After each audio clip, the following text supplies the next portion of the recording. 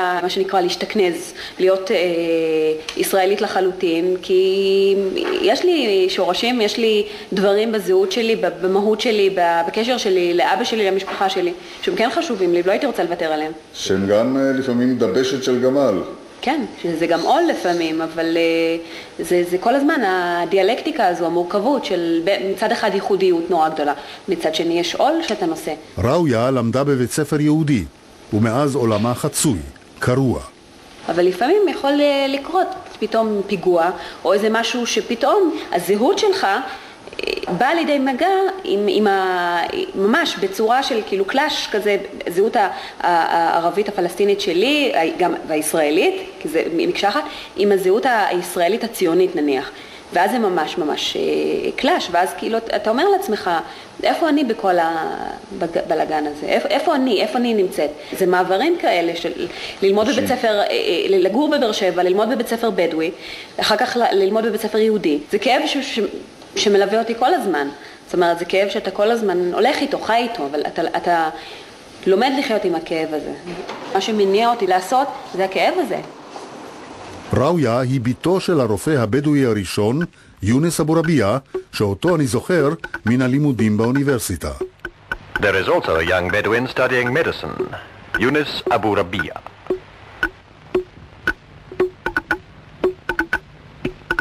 He is already famous throughout the Negev. In the laboratories of the Hebrew University in Jerusalem, in the lecture halls and libraries, he spends most of his time during the year. And he is already known to be the first Bedouin to study medicine.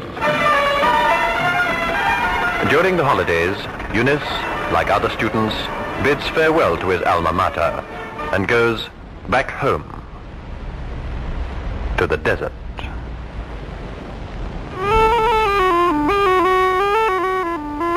הדוקטור יונס אבו רביע נשאר מחובר לשבט. הוא מומחה למחלות סוכרת ומקבל חולים במרפאה שלו ברהט. כשאני סיימתי רפואה, חלק גדול מהשבט לא האמינו שאני רופא, אז מצאו פשרה ואמרו, הוא לא רופא, הוא אח. זאת אומרת, בדואי יכול להיות אח, אבל לא יכול להיות רופא. היה קשה ביותר. הגלו אותי לנצרת בגיל 12 לפנימייה, בית ספר נוצרי, אורתודוקסי, קשוח ביותר, עם נזירות ונזירים. ושרדתי למרות הכל. אתה נגד שלטון החמולות. אני נגד בצורה קיצונית ביותר, לא סתם נגד, בצורה קיצונית ביותר נגד שלטון החמולות. אתן לך דוגמה, אני נמצא במרפאה, אני באמצע הבדיקה של חולה, או שאני באיזה כנס רפואי, ואני כל כך מאושר, כל כך שמח, שאני מקבל באותו רגע סיפוק ממה שאני עושה. אני עליתי על איזו הבחנה של מחלה, אני באיזשהו כנס שציפיתי לשמוע דברים חדשים בסכרת שאני מומחה בה, פתאום אני מקבל טלפון. יש קטטה בין משפחה או סכסוך בין משפחתך למשפחה אחרת בבקשה לחזור הביתה.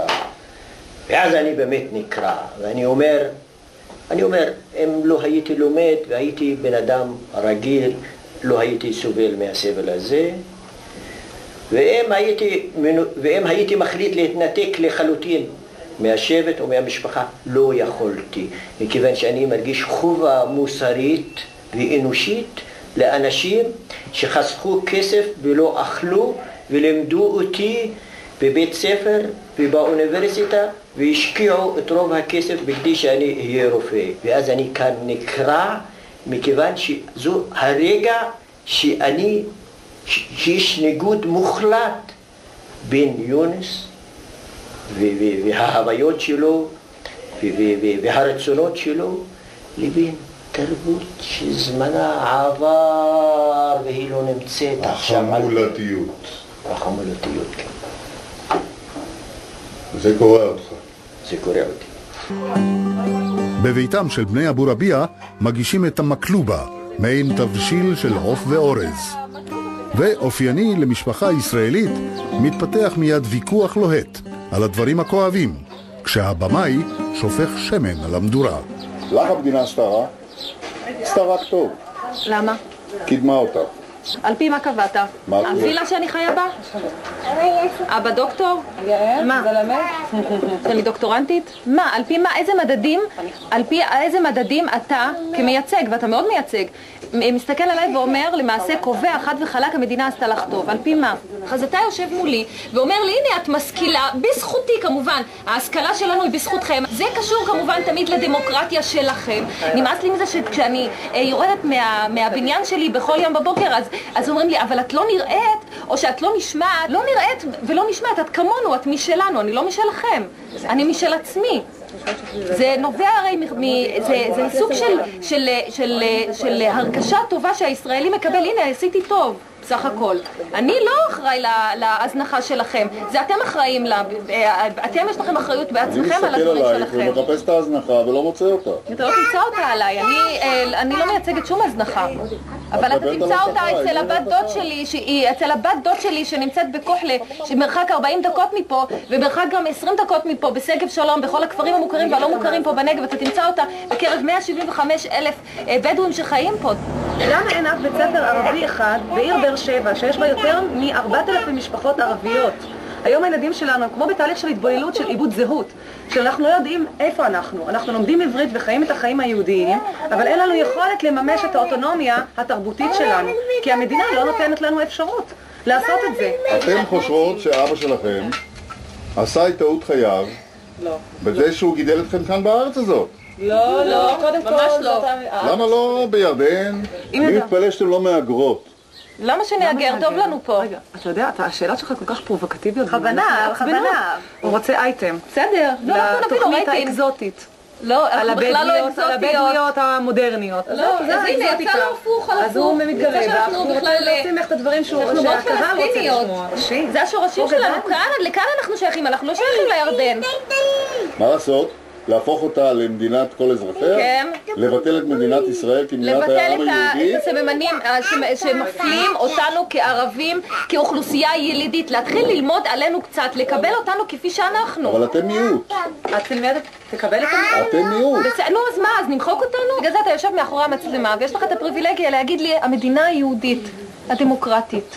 מתוך ככה סוג של התנסות שבה אתה מצלם אותי, אומר לי, המדינה היהודית, אתה רוצה מדינת כל אזרחיה? כן, אני רוצה מדינת כל אזרחיה. אני רוצה שתפסיק להיות מאוים מהרעיון שאני אהיה אזרחית שווה לך. הנה, אני אזרחית שווה לך כרגע, אני יושבת איתך, מדברת איתך באותו גובה העיניים, אני משכילה בדיוק כמוך, אני מדברת באותם מילים כמוך, באותו לעג אפילו כמוך. זה מאיים עליך, חיים? מעולם לא איימתם על מדינת ישראל? איימתם. במה בדיוק איימתי? במה אני מאיימת? לזרוק לים למשל, זה היה סתם? אוי, צאו מזה כבר, די, תתבגרו, תעברו את התהליך הזה, תתבגרו. למה לצאת מזה כשזאת הייתה עובדה? הייתה מתי? הייתה עובדה אולי הרבה לפניי. אני לפחות אף פעם לא חשבתי לזרוק אתכם לים. למה לזרוק אתכם לים כשאני יכולה ליהנות מכם? יש לכם כל כך הרבה יתרונות, אני רוצה ליהנות מכם, אבל אני רוצה שגם אתם תהנו ממני.